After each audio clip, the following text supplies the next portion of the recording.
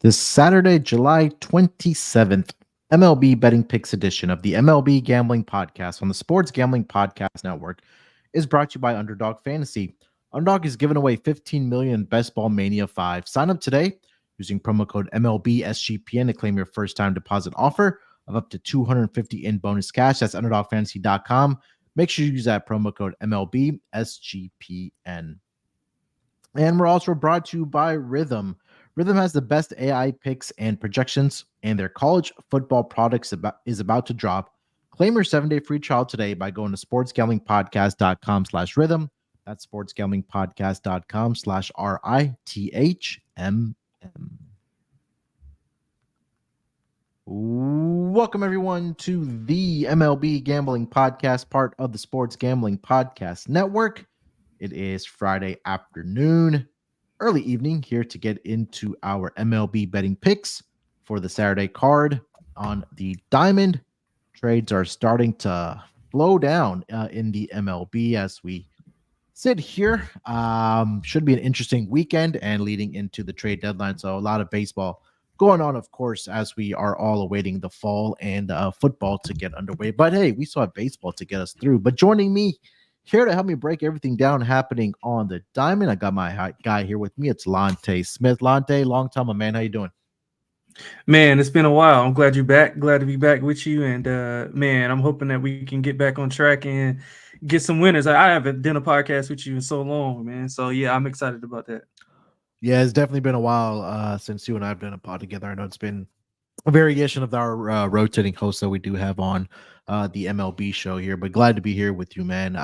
Yeah, Saturday, getting the weekend started. It should be a lot of fun, a lot of interesting series as these division races are tightening up a little bit as well. So should be some exciting baseball as we get through the summer here, and then like I mentioned, everybody waiting for football to get started with college only X amount of Saturdays away before we get to the pigskin. But couple of trades away from college basketball, though.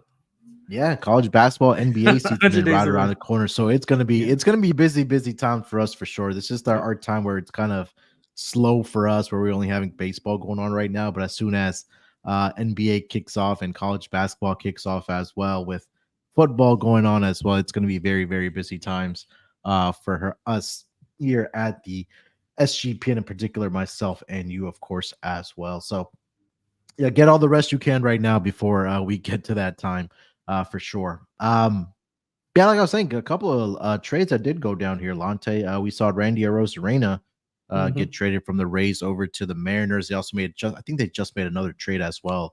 Yeah, Eflin. Eflin, right? Eflin got dealt to the Orioles. Yeah, Eflin went to the Orioles, and I think Yimi Garcia also landed with the Mariners there as well. So we're all kind of waiting for the storm or at least the trades to start happening, and they started happening last night with Randy Arozarena, and now with Zach Eflin heading over to the Orioles. Also, Orioles made another trade with the Phillies. I know Austin Hayes, I believe, went over to the Phillies there as well. So yeah, we'll keep an eye on all that. Maybe we'll do maybe like a recap show once the trade deadline is officially over for the MLB. But I feel like there's going to be a lot more moves that is going to be coming for the MLB. Lonte, before we do get into the games here for the Saturday card, let me quickly tell everyone to make sure, hey, you guys check out, of course, here the MLB Gambling Podcast. We're going to get you guys through the summer. The guys have been kicking ass all summer long, and we hope to continue to do that here on the MLB Gambling Podcast. So make sure you guys tune in here, and also make sure you guys subscribe to the MLB Gambling Podcast YouTube channel as well. You guys will know every time we do go live Sunday through Friday for the MLB games. Plus, the college football experience is knee deep in their 134 team preview. So make sure you guys check out Colby, Nick, Dan, Patty C, all the guys over there on the college football experience. And of course, subscribe wherever you get your podcasts and the SGPN app. All right, Lonte, let's get into it, my man. Let's get into the Saturday card here. Not early afternoon games, but mid-afternoon games here to kick off the Saturday card. And we'll get it started here with the Texas Rangers. They are in Toronto to take on the Blue Jays here. I'm seeing Michael Lorenzen getting the start here for the Texas Rangers, and it'll be Kevin Gausman getting the start here for the Toronto Blue Jays. Blue Jays are a minus 132 home favorite here, plus 112 on the money line for the Texas Rangers. Total is to that 8.5 in this game here. Lonte, you want to lead us off? Yeah, I can, man. My life has been a lot better since I've not been betting the Blue Jays. I can tell you that. So I won't be doing that here. I mean, just I don't know if I was reading, and it's kind of up in the air on what they want to do as far as if they want to ship some guys off. I've heard the front office kind of doesn't want to do that, while the fans have kind of echoing a different sentiment. But yeah, I'm going to take Texas here. I mean, Texas, they won 6 straight versus Toronto, 6+ runs. In 5 of those, they're 7-3 in their last 10. 4 of those were against the White Sox, but I guess they still count. Toronto, on the other hand, they lost 6 of 10. 46 runs allowed in the losses, so they're not doing a ton of good pitching there. And Gausman's been better on the road than he has been at home. Toronto's 9-1 to the over. All signs point to me taking Texas in the over here, Munaf. Texas starters and relievers, ERA well over 6 in the last 10, over 6 runs allowed per 9 in that span as well. So I think we see some runs here. Texas's offense has gotten a little bit better. They started peaking a little bit going into the All-Star break, and kind of extended that streak out of the All-Star break. So I like Texas here. I think we see some runs as well. Yeah, you mentioned it. Kevin Gausman at home in Toronto thus far this season. The Blue Jays in those, I think it's been 10 starts here. And let me get back to my page here. 10 starts he's made in Toronto. Blue Jays are just 3-7 straight up in those starts, 2-8 on the run line. They are 8-2 to the over, so 80% of his home starts, at least for Kevin Gausman, are flying over the total here. So I'm with you right there, man. I've sworn off the Blue Jays last season, like you did as well. Yeah. But I think there's an opportunity. If you want to take a look at like a Rangers team total over, I mean, you nailed it that this Rangers team is starting to hit the baseball. They're starting to win some games here as well. And you take a look at that AL West right now, Lonte, 2.5 games separating the Astros, the Mariners, and the Rangers. So that's going to be a fun race for us to watch down the stretch here for the MLB season. So yeah, Rangers for me here as well. Rangers team total would be my also favorite play in this matchup. Getting over to the next game on the schedule. Let me get back to my page here. We'll go over to Camden Yards. The San Diego Padres, they are visiting the Baltimore Orioles. I'm seeing Michael King is going to get the start here for the San Diego Padres, and it'll be Dane Kramer. Let me double check that here. Yeah, for the Baltimore Orioles. Looking at the lines for this game, I'm currently seeing that the Orioles are a minus 120 home favorite, plus 102 on the money line right now for the San Diego Padres, their road team here. Total is set at 9 in this game here. Lonte, what are your thoughts on Padres and Orioles? Yeah, I think it's been a theme with the Padres. Their offense performs a lot better on the road than they do at home. So I'm going with the over here. I lean to San Diego as well. They're playing well on the road. Like I mentioned, 29-22 on the road. They've won 5 of their last 6. If you look at the statistics in the last, this is like overall, they're hitting 273, 9.7 hits on 4.7 runs per 9 on the season on the road. Right, like as of late, they're hitting over 300, well, almost 300. In their last 6 road games. So they're really performing well on the road. Baltimore's kind of been up and down. I think they kind of sense the urgency there. You can see with the trades, they've made multiple moves early on. 4-6 last 10, 1-3 in the last 4. They look horrible versus Miami. I thought Miami got the best of them. And King, he's been okay. Hasn't allowed over 1 earned run in 4 straight. He's got a low hit rate as well. If Baltimore can't get things going offensively, I think they'll struggle here. I think King can, hold serve. So I like the over. I like the plus money with San Diego. Yeah, San Diego, especially Michael King, like you mentioned, he's been really, really good over his last 4 starts here. He's only allowed exactly one earned run each. Try to say that 5 times in a row in his last 4 straight starts, and the Padres are 3-1 in this last 4 starts as well. But he's been absolutely phenomenal. Not a guy that gives up a lot of walks either. He's been really good in his career against the Orioles as well. Just trying to pull up those numbers here quickly against the Orioles because, so 13 career appearances. A lot of those did come out of the bullpen, obviously, when he was with the Yankees. But he did face his Orioles team, or at least had 4 appearances against him last season And he was pretty good in those appearances. He only allowed 1 earned run in about 7 and 2/3 innings pitched against the Orioles here. So I like the Padres side here. Dean Kremer, I mean, you take a look at his numbers, 4-6 on the season with a 4.43 ERA. He's going to give up the runs. And look at his last 3 starts. He allowed 10 earned runs.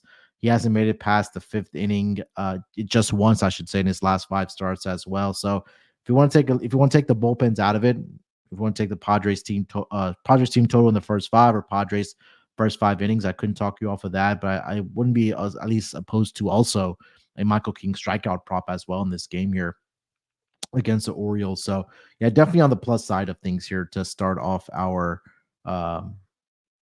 Saturday card here for the first 2 games at least. We'll move it along here to the next game on the schedule. We'll go to the NL East. The Atlanta Braves, they are in Citi Field to take on the New York Mets. For the Atlanta Braves, a road team, it will be Spencer Schwellenbach getting the start there for the Braves, and it'll be Tyler McGill getting the start here for the New York Mets. Mets are a slight home favorite as it stands right now, -112 on the money line, -104 for the Atlanta Braves. Total is set at 8.5 in this game here. And we talked about the AL West with the team separated by 2.5 games. I mean, look, the Mets are the Mets, but they're winning games right now, and they're still 10 games behind in the NL East. But more so for the Braves and the Mets, it's really going to come down to those playoff spots in the National League, right? I mean, we know that the Braves were dealing with the injuries to start the season. They've lost, as it stands before the Friday games, 5 games in a row have the Atlanta Braves lost. The Mets have won 4 in a row. They're only half a game behind right now, the Atlanta Braves. So at least in the NL East, so look out for that. But you take a look at Spencer Schwellenbach for the at least the pitching rotation here for the Atlanta Braves, and looking at his numbers as I pull it up here. Give me 1 second. Here we go. So 3-5 on the season, 4.62 ERA. Had 2 good starts in there against the Phillies and the Padres, where he went 13 combined innings, only allowed 2 earned runs. He's also a strikeout pitcher. He's had at least 6 strikeouts in 4 of his last 5 starts. Did get hit a little bit in his last start against the St. Louis Cardinals, where he did go 6 innings, allowed 4 earned runs in that game. The Braves did take the loss 6-2 in that span. They have lost 3 of his last 5 games, have the Atlanta Braves. Now you take a look at Tyler McGill on the other side here for the New York Mets on the season, 2-4 with a 5.08 ERA. He's allowed 10 earned runs over his last 2 starts, which was against the Cubbies, and it was against the Houston Astros. I wouldn't be surprised if we do see runs being scored in this game, Lonte. I'm not sure if I can trust Tyler McGill at home, even if it is against a struggling Atlanta Braves team right now. But I think that 8.5 number, I think it would see that number get over the total between these 2 teams. So 8.5 is the over I do like in this game here. What do you got for this game? Yeah, man. The Braves, they've been taking money out of my pocket for a long time. I've been like buying low, trying to buy low on them, and I guess I've just bottomed out. So I'm staying away. I think the Mets can get it done here. I don't disagree with your premise about the runs being scored, because Schwellenbach has been, pretty average, 4 earned runs in 3 of his last 5. But I mean, the Atlanta offense, they got to pick it up. I know McGill's had his issues, but this offense, I mean, way too talented, even without the guys that they don't have in the lineup. I mean, they still should be doing a lot better than 2.8 runs per 9 and hitting 214 in their last 10. I mean, it's really no, there's really no actual, like, I don't know if there's something wrong, if it's the lineup or whatever the case may be, but the pitching's been strong. I mean, both of the bullpens actually have been pitching well in the last 10, but Atlanta's been getting some good pitching. I mean, just look no further than Chris Sale yesterday. Just he pitched a gem. They just can't get enough offense, just 2 runs. But yeah, I like New York here. I don't disagree with your overtake. It's just I just have to hold back on the Atlanta overs until they actually string together some performances. The Mets have had their number not had the number, but they've performed well against them. 4-3 head to head. 4 of those were 1-run games. So it's been a tight niche game each time they've been out. So I think we see another closer game, maybe a 5-4 type of game to get you over that total. It's a total 8.5. You said, right? Yeah, 8.5 right now. Yeah, so we can get a 5. Yeah, we can get a 5-4 Mets win, and both of us can win here. Yeah, I think Trevor brings up a great point as well that the Mets bullpen has been a little bit taxed as well Yeah, over the yeah. last week or so here as well. So yeah, maybe these pitchers at least give it up early in this game. And if Tyler McGill's not able to go for a long stretch of time, honestly, that Mets bullpen, we've seen what they are not capable, I guess we should say, throughout the season of giving up runs to the opposition. All right, Lonte, before we continue the conversation here, man, for the next couple games here, let me tell everyone about our friends over at Underdog Fantasy. Underdog is they just launched Underdog Streaks. Hit your first two pick'em entries and then go streaking. If you can get a 11-0 run, you can win 1000x your entry. That's right, 1000x. Plus, Best Ball Mania is live with 15 million in prizes, and you can now use specials and boosts on all flex entries. So sign up with our promo code MLB SGPN to claim your special pick and your first time deposit offer up to 250 in bonus cash. That's underdogfantasy.com. Make sure that promo code MLB SGPN. And we're also brought to you by Game Time. Hey, look, we're getting to that time of year where you probably want to get out to the ballpark. And guess what? Game Time is now an authorized ticket marketplace of Major League Baseball, which makes getting tickets even faster and easier. Prices on the Game Time app can actually go down closer to the first pitch, and they have killer last-minute deals, all-in prices, views from your seat, and their lowest price guarantee. Game Time takes the guesswork out of buying tickets for the MLB. And look, maybe you don't want to get out to a baseball game. Not a problem. They have offers and deals and tickets for comedy shows, concerts. Maybe you're getting ready for the football season. You're looking for tickets there. Let Game Time help you out because their app is just so easy to use because I've used it. They have great last minute tickets. Like I mentioned, that flash deals, zone deals. And it's easy to find. It's easy to find and buy MLB tickets. And also, like I mentioned, with every other type of event that's in your area.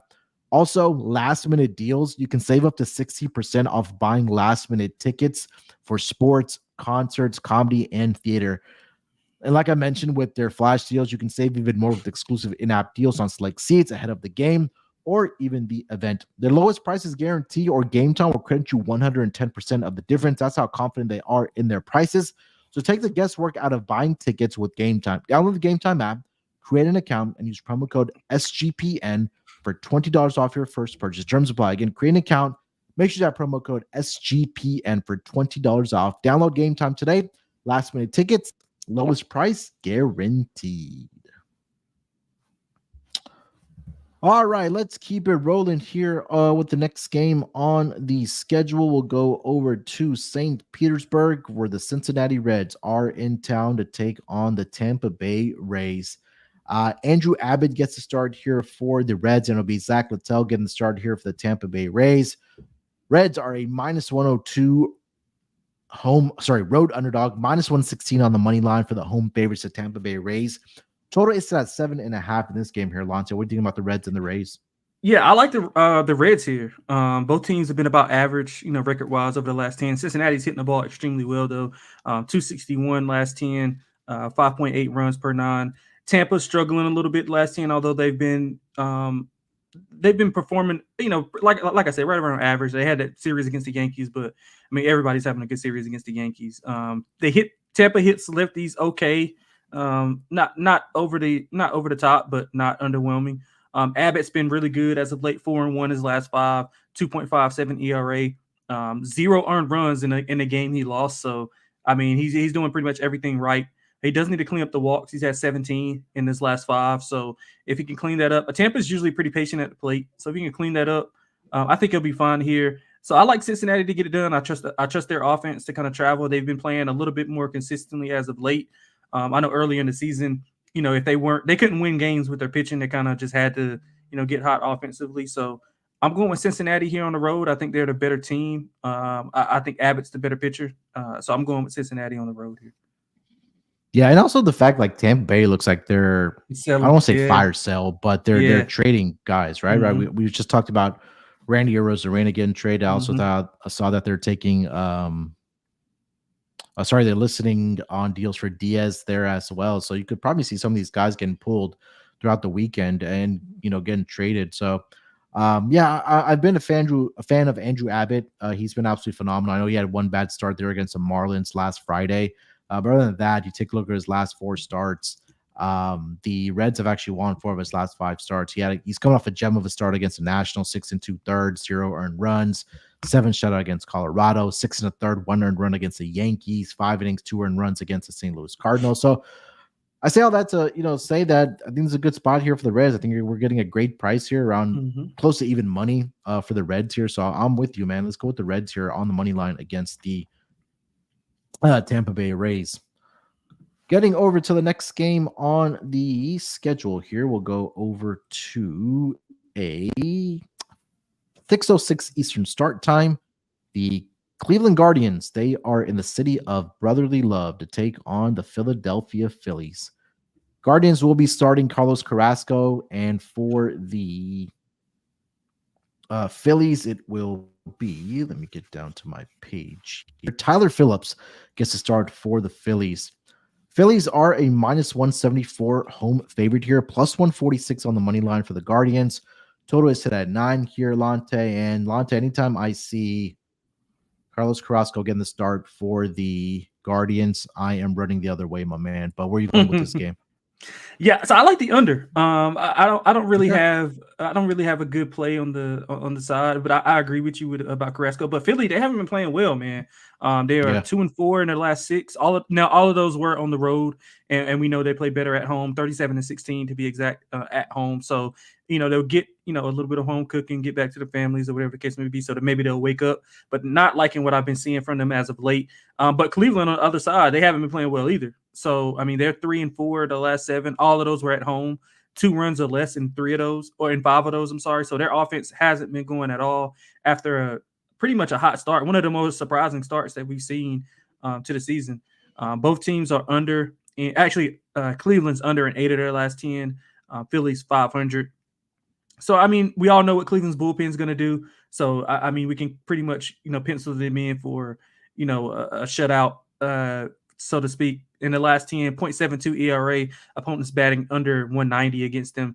I just don't see how many runs we can get here. Like 9 is, I would be fine with like 8, 8.5. I know Philly's offense maybe wakes up, but I mean, both of these teams not hitting the ball well. Cleveland 201, Philadelphia 227 last season. So, I mean, although Carrasco is a bit erratic, I mean, Philadelphia's offense, unless they do the heavy lifting, I'm not sure we see 10 runs here. So I'm going under the total.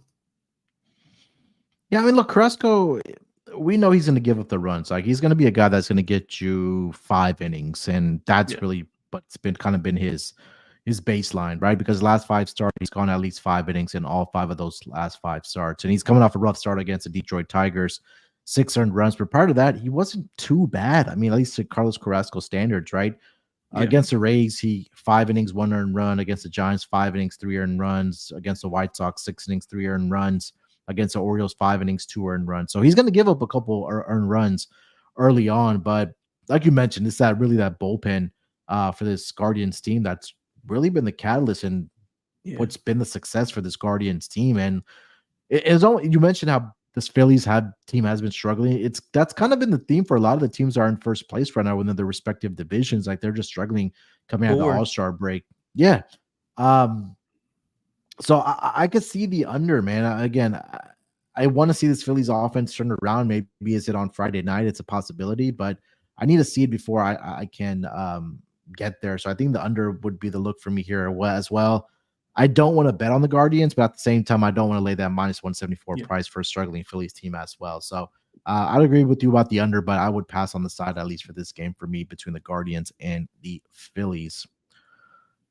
Getting over to the next game on the schedule, we'll go over to a 7:11 Eastern start time. AL Central teams. We've got the Minnesota Twins. They are in Detroit to take on the Tigers. Joe Ryan getting the start here for the Twins, and it'll be the AL Cy Young front-runner favorite, Tarek Skubal, getting the start here for the Detroit Tigers. Tigers are a -118 home favorite here. Even money on the money line, for the Twins. Total is set at 7 in this game here. Lonte, what are you thinking about the Twins and the Tigers? Yeah, I think this might be School's last start in Detroit. You I think think he'll so? be on. Yeah, I think he'll be on the West Coast in a Dodgers uniform pretty Oh boy. soon. Yeah, I think he'll be there pretty soon. They're gonna get one of them, him or Flaherty. They're gonna get one. I don't know which one. I'm guessing it's gonna be School. I would think they want School back there, especially with the Yamamoto stuff. I don't know how much longer he's gonna be out. I mean, I know Kershaw came back, and I mean he's gonna be Kershaw. So obviously he's not an ace anymore. But yeah, I think they can add a left-hander in there. And then with the season that School was having, I think he'll be a hell of a get for them. But I mean, Detroit's been really good as of late, especially offensively. I know early on in the season they were really struggling offensively. If you look at some of the numbers when Scuba was pitching, he was pitching outstanding. He just can't get the run support. And despite that, he was still winning games. So they're both 500 last 10. So it's been kind of back and forth. I've been more impressed with Detroit as of late. Like I said, with the offense, 5 runs per 9 the last 10 on 8 hits. Ryan, he's been all right. I mean, he pitched well versus Detroit, but he's allowed 4+ runs in 3 of his last 5. And when he pitched well against Detroit, this is when they were going through the struggles. He hasn't faced them in current form. So I like the over. I mean, Minnesota's offense is pretty good, especially on the road.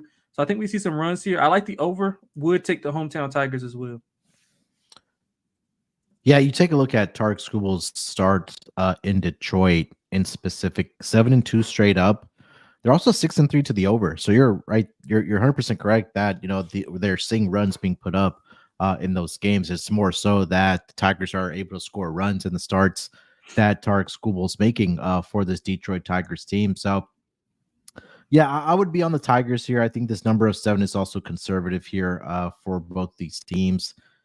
I don't think it'll get the 6.5. I mean, the under is juiced at -118. At that point, you'll probably get a juice to over 6.5, like -130. But I think that over 7, 4-3, worst case, you push in that situation. But yeah, I think that Detroit, like you mentioned, the offense has been swinging the bat very well, and Joe Ryan in his road starts as well. I think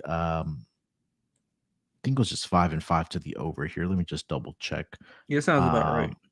Yeah, let's see. Yeah, 5-5 to the over, 6-4 straight up are the Twins and Joe Ryan's 10 road start. So, but again, that number 7, it just feels a little bit conservative in this game between the Twins and the Tigers. All right, we'll get over to the next game on the schedule here. Let's go over to we'll go to the West Coast. Early start in the Bay Area.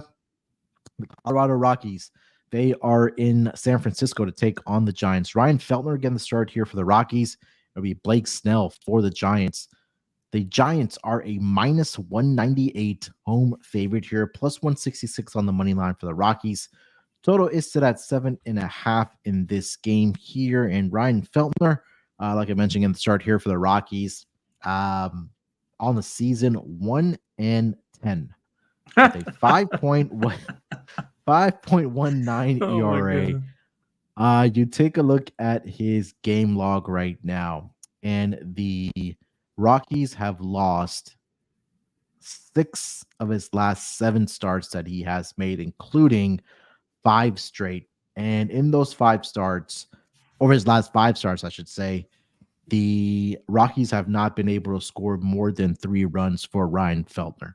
I'm not sure if they used up all their juice in that game against Nick Pivetta and the Red Sox where they scored 20 runs. But his last start was, in fact, against his Giants team, Lonte, and he had a really good outing, in fact, in that game. I'm not going to take anything away from him there.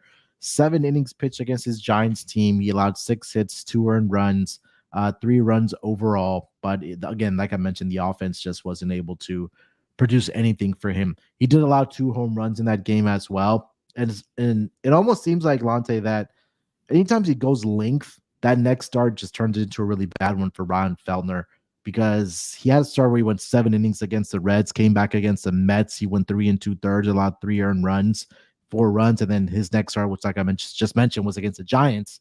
7 innings there, allowed 2 earned runs. So is it possible that he has a bad start here? Maybe. Looking at his road numbers in particular for Ryan Feltner, he's made 11 starts on the road, 1-7 with a 4.43 ERA. So say all that to say he has not been very good. Mary, on the other side, I should say, Cy Young Award winner Blake Snell, 0-3 on the season with 5.83 ERA. But he's dialed in over his last 3 starts. He's only allowed 2 earned runs, and that was against the Blue Jays, the Twins, and his last start, which was a really impressive start against the Dodgers at Dodger Stadium. 6 innings, 2 earned runs. So it seems like he's in some form here, Lonte. I would look at the run line here for the Giants. I just want to quickly go back before I turn it over to you. Looking at the last 5 starts, like I mentioned, for Ryan Feltner, they've lost 3 of those 5 games by multiple runs. Have the Rockies. So the run line right now for the Giants is at plus money, -1.5, plus 116. So I would look at it that way. Man, you were leading me there. I thought you were going to be with me. I think this is the first game we're going to disagree on because not disagree on. I'm leaning to Colorado. Feltner, okay. You mentioned 5 straight losses, which is all the stats that you rattled off were perfect.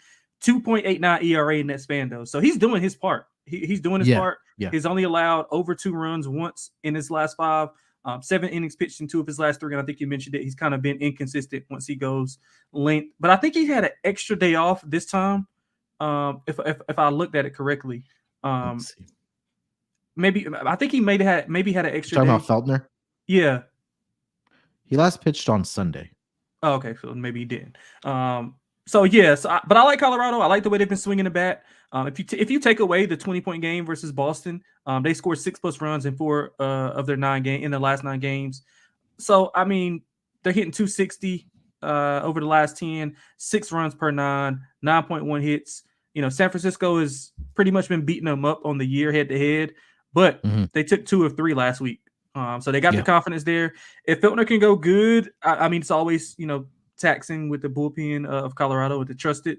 But San Francisco, man, I mean, they're just kind of Jekyll and Hyde too. They're probably like the West Coast version of Toronto, just with less talent. So hard for me to figure them out. I'm going to go with Colorado here. I'm going to go with the over as well. All right. Before we get over to the next game on the card for Saturday, let me tell everyone about our friends over at Rhythm. If you're not checking out the AI picks and props from Rhythm, you're missing out. You honestly are. They dominated the British Open. Their college football product is about to drop. You can even customize your own betting models easily with using Rhythm's tools. So claim your 7-day free trial today by going to sportsgamblingpodcast.com/rhythm. That's sportsgamblingpodcast.com/RITHMM. All right, Lonte, let's keep it rolling here, my man. We'll get over to the next game that does have lines here, but no pitcher just yet for the Miami Marlins. So I don't really have much for this game here. I think the starter for the Brewers in this game is going to be, let me get back to my page here. So I just see a pitcher that did get announced. So it's not going to be Max Meyer for the Miami Marlins, and then Aaron Savale again the start here for the Brewers.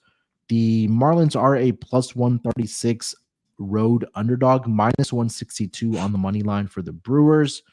Total is set at 8 in this game here. Lonte, did you have anything for the Marlins or Brewers? Because we got on and at that time we didn't have a pitcher for the Marlins, but now it looks like it's going to be Max Meyer. Yeah, man. I mean, unfortunately, I'm going to take another ugly dog. I like Miami. They're 2-1 head-to-head against them this season. 500 in the last 10.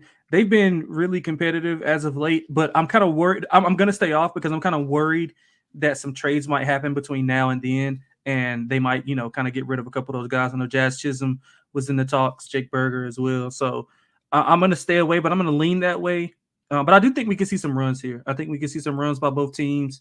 The offense has been a lot better for Miami, 6+ runs in 5 of their last 10. Milwaukee's also scored 5+ in 5 of their last 10. So I'm going to go with the over, specifically like a first 5 over. Savale's got a 7.65, ERA in his last 5. The Miami starters have been struggling. They got an ERA over 6.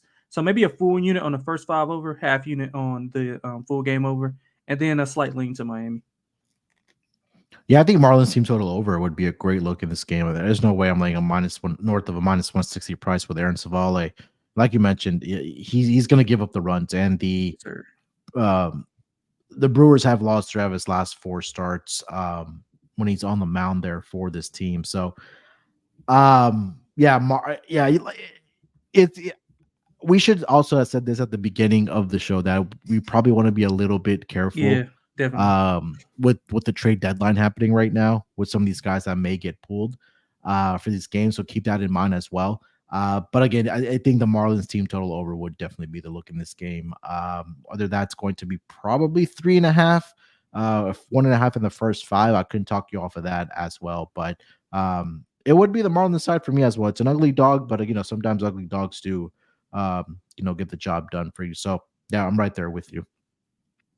Next game on the schedule, we'll go over to my part of the world where the LA Dodgers are in town at the Juice Box. The Dodgers and the Astros at Minute Maid Park. Looking at the starters for this game, I'm currently seeing it will be Justin Robleski for the Dodgers and Ronel Blanco getting the start here for the Astros. Astros are a minus 136 home favorite here, plus 116 on the money line for the Dodgers. Total is set at 8.5 in this game here. Lonte, what are your thoughts on the Dodgers and the Astros? Yeah, I think it's a little bit too much respect for the Dodgers, not enough for Houston. Rightfully so. I mean, Dodgers won 7 of their last 10. They're 6-1 in their homestand. They're hitting the ball really well. But Houston's been, a little bit of letdown since they took over that division in Seattle after winning those first 2 games. But I think they got what they wanted to out of that series. They accomplished their goal. But they hit lefties really well. 261, 4.5 runs per 9. I think Blanco's the better pitcher, obviously. Only allowed over 3 runs once in his last 5. Got a low hit rate. Now he is facing, one of the elite offenses in the majors, but I think he could do a good job, especially at home. I think it's a big series for Houston to open up some eyes and show that that wasn't a fluke, that they're the real deal. I think they were kind of burned out from erasing that big division lead. So they kind of get back home, get the reset, and get things going. So I think Houston's the right side here. I wouldn't be surprised if this closes, north of like 145, 150. Yeah, Blanco at home, and whether it's been at home or on the road, he's been really, really good for this Astros rotation. We can make the argument that he's probably been their best pitcher season long. I know he had the suspension for the legal substance, but I mean, 8-5 on the season, 2.75 ERA. He has allowed at least 2 earned runs over his last 5 starts to the opposition. I don't know. I really don't have a lot for the starter for the Dodgers. I mean, he's only made 3 starts. He's only made 3 starts. It's a very, very. He had his best start last one. Yeah, so I would lean with the Astros here. I think it's a big series for them, and we talked about the AL West. Right now, that's 3 teams that are separated by 2.5 games, and I think that this Astros team, like you mentioned, getting back at home after being on the road, to coming out of the All-Star break, I think they can definitely get this victory on Saturday night against the Dodgers. So I'll take the Astros here on the money line here as well.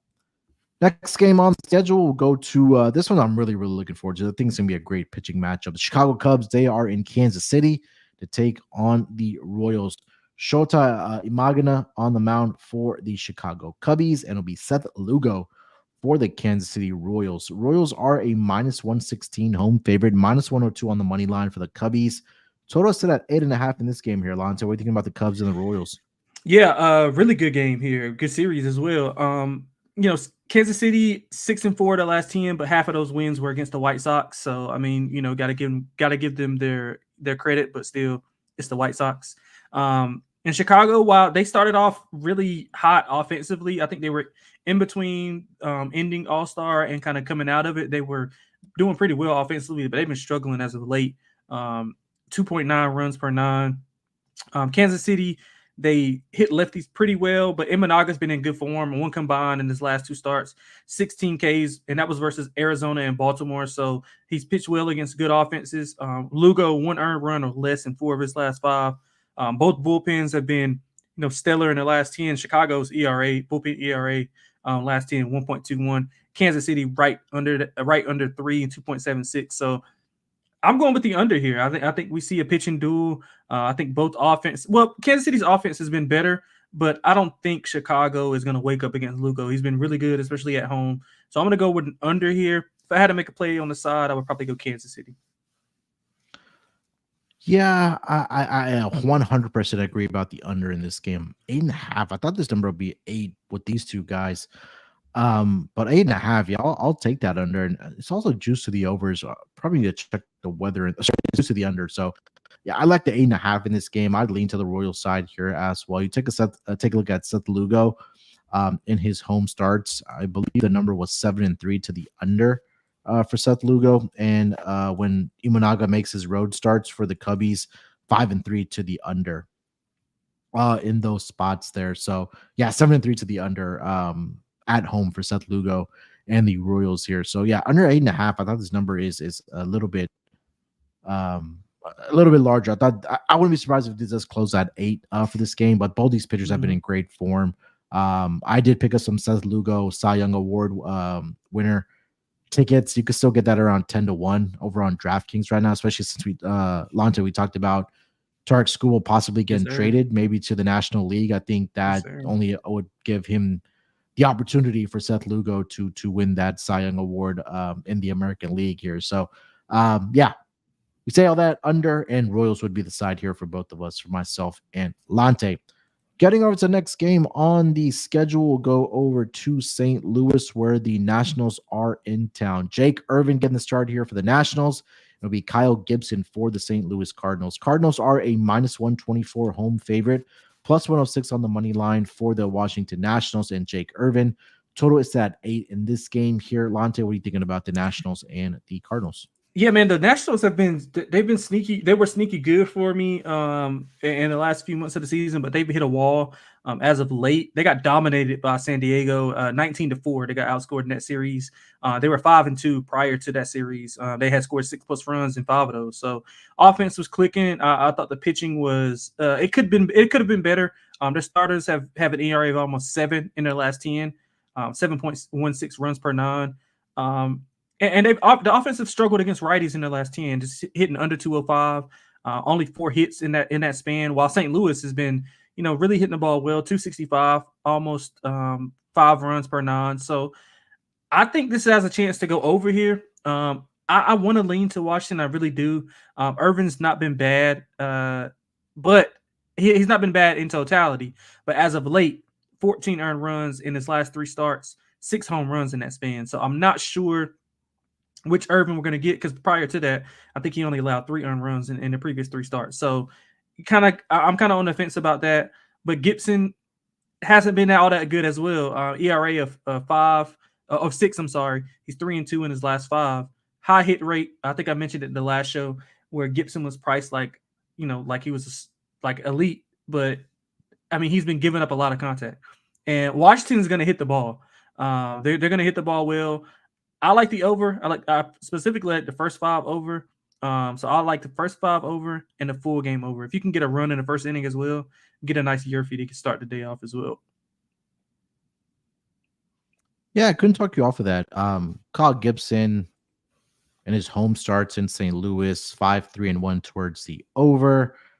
Jake Irvin, I think, was slightly under 500 on his road starts here, at least on the total. Let me just double. Yeah, 6-7. So not really much there. But in his last 3 road starts, they've seen at least 9 runs combined. 9 against the Rays, 12 against the Mets, 12 in his last start as well on the road against the Brewers. So runs are being put up in those spots. And like you mentioned about this Nationals team, like they have a lot of great young talent. They're going to hit the baseball as well.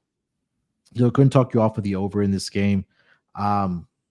I'd lean to the national side, but I mean, like you mentioned, like we just don't know sometimes what we're going to get from Jake Irvin in his starts here. I mean, he can look like sometimes it's not a young pitcher, honestly, but there's times where he looks like he doesn't even look like he belongs in the big leagues as well. So I think that's the part that makes you nervous. You want to bet on the Nationals and Jake Irvin here. So we'll stay with the total here, over 8 in this game between the Nats and the Cardinals.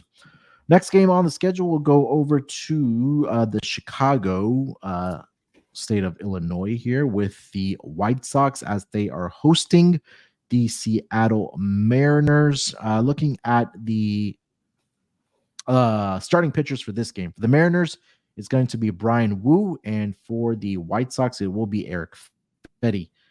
Mariners are a minus 134 road favorite here, plus 114 on the money line for the Chicago White Sox. Total is to that 7 in this game, and I don't think it comes to anyone's surprise that the White Sox have lost 11 games in a row prior to the Friday night game. And I will give the credit here to the White Sox. For whatever reason, Lonte, they've been really good on Fridays at home in their games. I know we're talking about the Saturday games here, but I'm just quickly, if you're watching live, I'm gonna quickly query this. So Chicago White Sox at home on Fridays have a winning record, 4-3 straight up. But the one number that did stick out to me, Lonte, is that they are 5-2 towards the over in those Friday games. But not sure if that's going to make a difference with George Kirby and Drew Thorpe went out there for Friday. But let's get back to the Saturday game here. Brian Wu, I know he was dealing with some injuries here. I think it was a hamstring for him, if I'm not mistaken, for him and the Mariners. But he did make his return. In his 6 road starts, the Mariners are 3-3. They are 4-2 towards the over. Eric Fetty was a pitcher, Lonte, that if you bet on his first 5 innings at home, you were doing really well for yourself in his starts. And if you take a look at his home and road splits, it's a really night and day difference. 5-3 straight up are the White Sox in his 8 home starts, 6-2 on the run line, 7-0-1 towards the under in those home starts for Eric Fetty. So I think this is going to be a game with, again, both of these offense struggling. I like the under 7 in this game. I lean to the Mariners side here, but I think that under 7, even with the juice on the over at minus 122, I'm going to go with the under. I think that undefeated streak about the unders continues here for the White Sox with Eric Fetty on the mound. So give me the under 7. Yeah, I couldn't agree with you more. I like the first 5 under as well. Seattle's 3-1. I'm sorry. Head to head, all low scoring. All of those went under. I think you pushed if you got a bad number on the last meeting, but nonetheless, still I think 3-2, maybe a 3-1 and a 2-4, if I'm not mistaken, or maybe a 2-5 or something like that. But still, low scoring affairs. Yeah. You mentioned with Fetty, I mean, he's been really good. 2 earned runs or less in 4 of his last 5. Wu also 2 earned runs in 3 of his last 5. So both pitchers in good form. I trust Fetty more than I do the White Sox bullpen. That's why I'll split the unit and go first 5 as well, because you never know with the White Sox bullpen. I mean, they haven't scored over 3 runs. Well, they've only scored over 3 runs once in that 10-game span, and they've lost 11 in a row. They're under in 8 of 10. Seattle's under in 7 of 10. We all know, what their deficiencies are offensively. I'm not sure if Randy's going to get there this weekend to get in the lineup, but they need him and a few others real bad because they're letting that pitching staff down. That's for sure. So I like the under first 5 in full game. Yeah, I know D-Rock posted that graphic in our in our little group chat with our host, and last year was a different story when we talking about offense, right? Because the Rangers who won the World Series last year, like their offense, like with a blink of an eye, you would see them have 5 runs being put up. Like same thing was the Braves. I know Braves are dealing with some injuries this season, but it's just been crazy how good this team would really be if they had some type of offense going for them. But it's just been a struggle for them. So we'll leave it at that. All right, let's keep it rolling here, Lonte. We'll get over to one of the bigger rivalries in all of sports. The New York Yankees, they are in Fenway Park to take on the Red Sox. Marcus Stroman getting the start here for the Yankees. It'll be Cutter Crawford for the Red Sox. It's minus 108 on each side of the money line here. Total is set at 8.5 in this game here between these two squads. And I'll start here with Marcus Stroman for the New York Yankees on the season, 7-5 with a 3.51 ERA. Been pretty good over his last 2 starts. They're both against the Rays. I'm not sure how much you want to take away from that, but I mean, we know the struggles of the Yankees over the past month plus. And shockingly, Marcus Stroman has been really good on the road. He's struggled at Yankee Stadium where he's made 10 starts, 2-4 with a 4.47 ERA. But you compare that to his 10 road starts that he's made this season. 5-1 with a 2.50 ERA. I'm particularly interested in see how he's done against the Red Sox, if he's faced them this season. And Stroman faced them back on June 16th of this year, which was a start in Fenway Park. 5 innings, 7 hits, 4 earned runs he gave up in that game. Cutter Crawford was a guy that got off to a fantastic start earlier this season, but he just absolutely tailed off for this Red Sox team. On the season, 6-8 with a 3.37 ERA. He had 2 great starts in there, Lonte, which was against the Yankees and then against the Kansas City Royals, but then he got hit against the Dodgers in Dodger Stadium in his last start. I wish this number was 9. I would take the over on there. Cutter Crawford in his career has actually been really good against his Yankees team. 4-1 with a 1.96 ERA in his career against the New York Yankees. 39 strikeouts in 8 appearances. He's made 2 starts this season against his Yankees team. 13 innings pitched, 3 earned runs allowed, and all those were in 1 start back on June 16th in Fenway Park here. So I like the Red Sox side here. I'll take them on the money line, -108. What are your thoughts on this game, Yankees, Red Sox? Man, I'm not betting the Yankees. Nobody should bet the Yankees right now. I literally got beside their name, do not bet. Even though Marcus Stroman, you mentioned Marcus Stroman's numbers on the road, I just don't care. He's been better in his last 2 starts. Don't care. Boston lost 5 of 6. I just can't back them. I mean, they're I can't do it. They're just indescribable right now. Crawford, to add to your point, he threw 7 scoreless in his last start versus the Yankees. So he's dealing against them. I mean, I don't have much. I just fade the Yankees right now. Not in good form. And also one of the easier bets on the board, Rafael Devers against the Yankees to hit a home run. Total bases, just take everything you got for him. Yes. Yeah, 100% agree with that for sure. All right, we got 3 games left on the schedule here. We'll go over to the West Coast where we've got the Pittsburgh Pirates. They are in Arizona to take on the Diamondbacks. It's going to be Marco Gonzalez for the Pittsburgh Pirates and Brandon Pfaadt getting the start here for the Arizona Diamondbacks. Looking at the lines for this game, I'm seeing the Diamondbacks are a -164. Home favorite here, +138 on the money line for the Pirates. Total is set at 8.5 in this game here. And Marco Gonzalez getting the start here, like I mentioned, for the Pirates. On the season, he is 1-1 with a 2.70 ERA. He's been very serviceable, if not better than serviceable for this Pirates team. His last 5 starts, he hasn't allowed more than 2 earned runs in any of those 5 starts. He's gone at least 5 innings in 4 of the last 5 starts.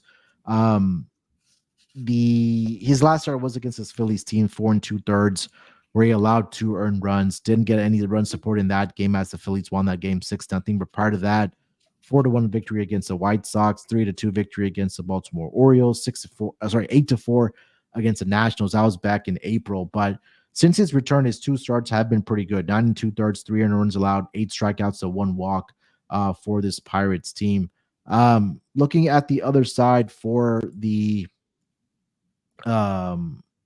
Arizona Diamondbacks, Brandon Pfaadt, on the season, he is 4-6 with a 3.74 ERA at home this season at Chase Field.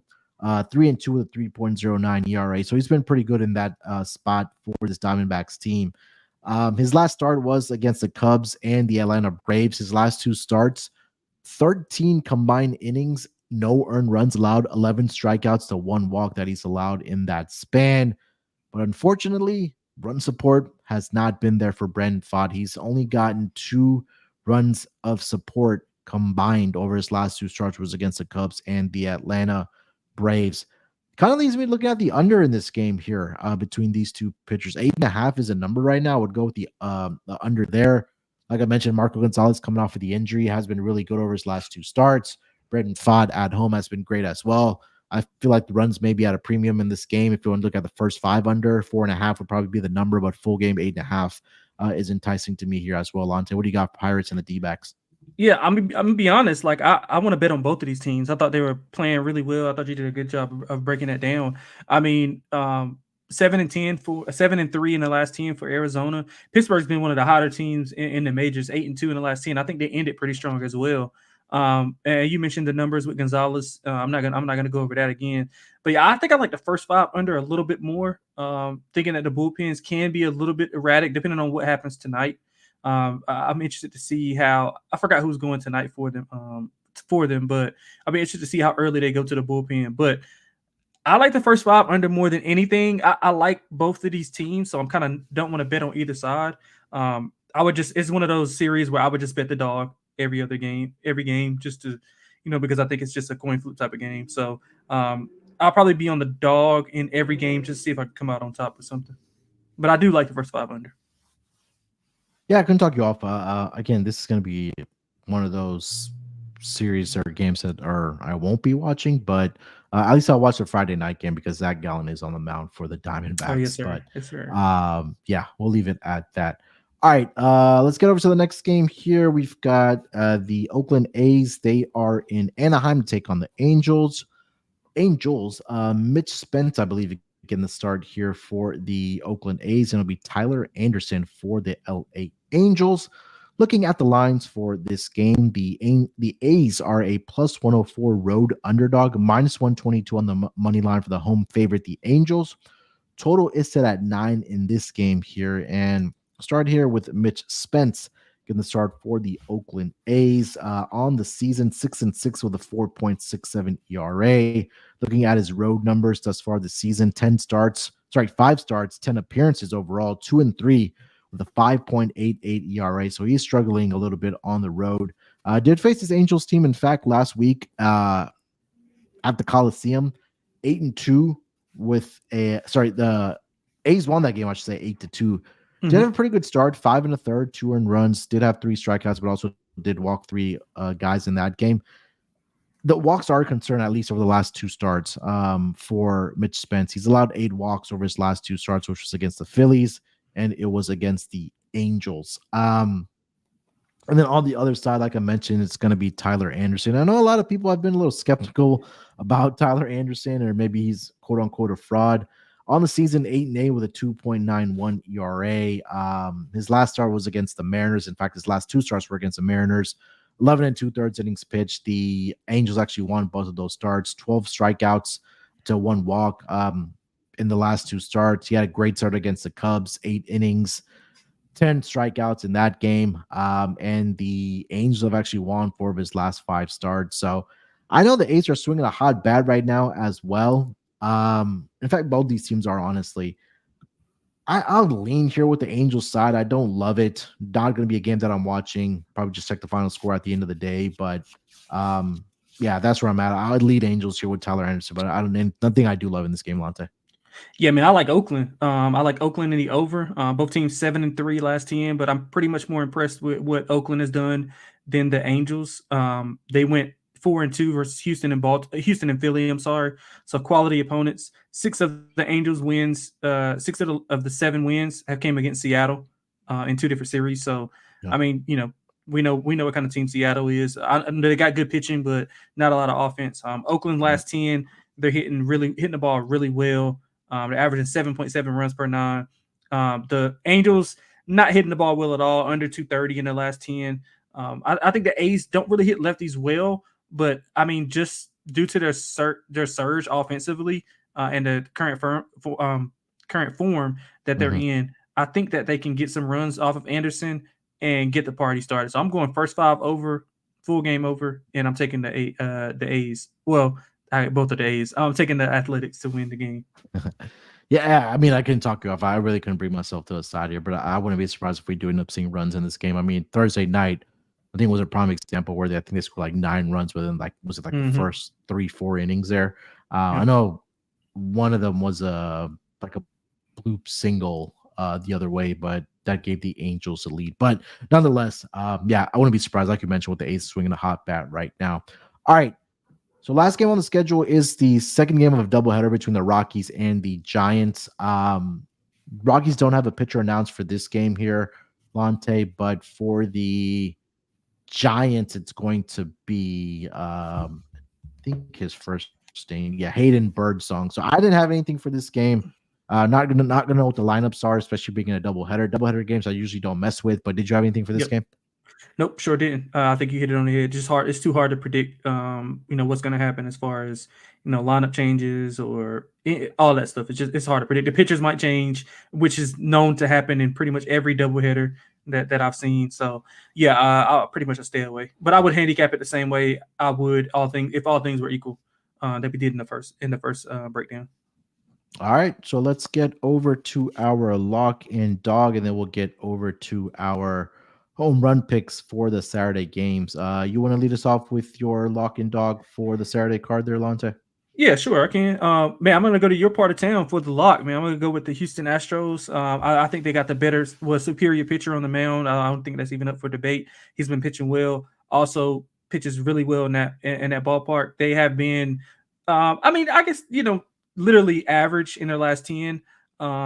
And I think they wake up here. I know the Dodgers have been going pretty well, but I think this price is a little bit short for Blanco on the mound. Maybe if you want to take a first 5 as well on the run line, I can endorse that as well. But I think Houston wakes up here, big series. I don't know if they sweep them, but maybe a 2-1. Do they play 3-game set or 4? 3-game set. They start on Friday night. Yeah, maybe a 2-1 type of thing here. So yeah, I like the Houston Astros to get it done with the for the lock. For the dog, I'm gonna go with. I'm trying to figure out. Should I go with? You know what, Munaf? I'm gonna do it. Give me Colorado. Give me Colorado and Feltner. I know the numbers aren't as good, but I mean the ERA. It's Colorado's team, the offense that just doesn't give Feltner the type of support that they give all these other pitchers. So I think he'll get some good fortune here. I'm gonna go with Colorado to beat San Francisco, which in the first game, not the second game. I'm gonna go with the first game. Yeah, game 1 of that doubleheader on Saturday. So keep that in mind. We have a doubleheader for the Rockies and the Giants on Saturday. But game 1 money line for the Rockies is Lonte's dog. All right, for my lock, couple of options that I did like here. I think it's going to be the under in the Cubs and the Royals game. 8.5 right now. You could get that on FanDuel. I think this is going to be a big pitching duel between Imanaga and Seth Lugo. So I wouldn't be surprised if this number does close at 8 come game time. But again, we mentioned the numbers of how great Imanaga's been, how great Seth Lugo has been. Imanaga, I know, got into a little bit of a slump there, but he seems like over his last 2 starts, he's bounced back. Seth Lugo has been really consistent. Cubs offense seems like it had woken up a little bit, but I really don't trust their offense to put up a lot of runs here. So I think that Lugo can go along well here, along with Imanaga. So under 8.5 for my lock. For my dog, a couple of options here as well. I like the Reds, but it's not at a plus price. I mean, take a look at their run line. It is a nice plus 162 price. Let's see here.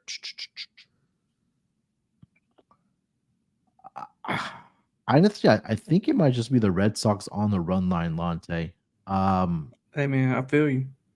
Cutter Crawford has been really good in his career against the Red Sox. I'm sorry, against the Yankees. And we just mentioned how bad the Yankees have been over the last month plus. I'm trying to find a price on that run line right now because they're getting the minus odds right now, but I just don't see it posted right now. But it is definitely going to be a plus price for the Red Sox on the run line for this game. I wouldn't be surprised if it's north of plus 130 because for the Yankees, it's at plus 134 right now on FanDuel, but I would take the minus 1.5 for the Red Sox. I think they, beyond Cutter Crawford, I think they can really have a good night on Saturday night in Fenway Park. So I'll take the minus 1.5. Should be around north of plus 130 on the run line for the Red Sox, which leads us to our home run picks for the Saturday games. I am going to stick with the name Daily Dingers because I don't have the energy right now to say dingers like Mal would want me to. But Lonte, you want to lead us off with your home run pick for the Saturday card? Yeah, I'm gonna go. Well, not to our nation's capital, but I'm gonna go to our nation's capital team. I'm gonna go Lane Thomas to hit a dinger. Hasn't hit one since June 20th. Kyle Gibson gives up a ton of contact. I think if he can get through the first time, he might not hit one then. But if he can get through to him a second time, I think he can knock him out of the park in the second round. So I'm going to go with Lane Thomas to hit a dinger tomorrow. Hopefully he doesn't let me down. Miles had bragging rights because he hit 2 in a row. I was a day away from going 2 in a row, so I got to get back on track here. Yeah, I want to say a few weeks ago I had hit 2 in a row here. So, yeah, we need the rest of the hosts to come join us on the 2 in a row, 2 hits or 2 home run picks in a row station there. So hopefully you can get us there with this pick with Lane Thomas on a Saturday card. All right, for my pick here, there's a couple of games where we did like the over. Yeah. I'm not sure if it's going to be someone on the Marlins side or if it's just if I just double down and just take Rafael Devers on Saturday as well with the Red Sox. Yeah, I think I'm just going to go with Devers, man. I know it's a chalky pick, it's a boring pick, but you mentioned it. We were talking about that game, Lonte. He just absolutely rakes against the Yankees, and I think that might just continue against Marcus Stroman on Saturday night for him. So I'll take Rafael Devers to hit a home run. He was good to me earlier this season when I picked him. So hopefully he can get me there again against the Yankees and Marcus Stroman for my home run pick. Yes, sir. All right, that's going to do it for this edition of the MLB Gambling Podcast for the Saturday games. A lot of fun here with my guy Lonte. Hopefully we did get all some winners. Hopefully we put some money in your pockets for the weekend here. But Lonte, anything else you want to mention before we get out of here? Nah, man, that's it. Hopefully we can, start the weekend off right with some winners, and well, hopefully the guys yesterday. I didn't get a chance to catch the show yesterday, but whoever was on, hopefully they started it off with the winners, and then we continue it on into Olympic play and having a good weekend to end the month. Yeah, 100%, man. It should be a lot of fun. We got Olympics on the weekend, Yes, sir. MLB as well. So should be a lot of fun this weekend with sports. So hopefully we are able to profit this weekend and for our listeners as well. Appreciate everybody that joined us in the chat, the usual suspects, TVDBJ, Gio, Chris was in there as well, Eric chiming in there as well. So appreciate everybody that does join us daily for the MLB pod. All right, we'll be back on Sunday night in some form or fashion to look at the games on Monday. So look out for us then. Same time, same place. Till then, good luck with your bets. Enjoy the games this weekend and let it ride.